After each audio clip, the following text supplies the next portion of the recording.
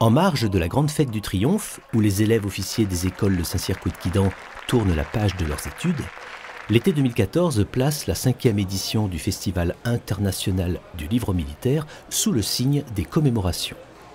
Telle une dédicace aux gueules cassées de 14-18 et aux soldats tombés dans les tranchées, Philippe de Poulpiquet et Anne-Cécile Juillet apportent leur regard de journalistes sur les blessés de guerre et leurs camarades tués en Afghanistan.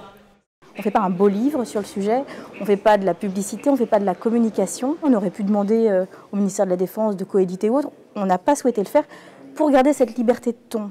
Mais au fond, cette liberté de ton et le regard qu'on a pu avoir et les rencontres qu'on a faites ne nous ont pas permis à aucun moment de rencontrer des difficultés.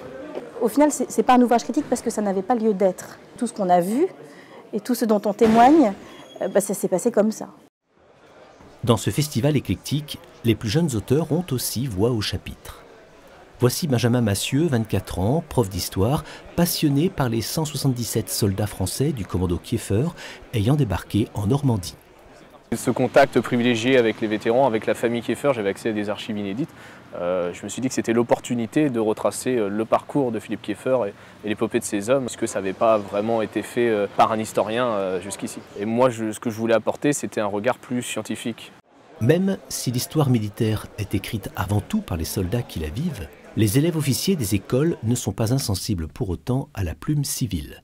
Notre guerre secrète au Mali, d'Isabelle Lasserre et Thierry Oberlé, s'est vu décerner le prix des cadets 2014, point final de cette journée.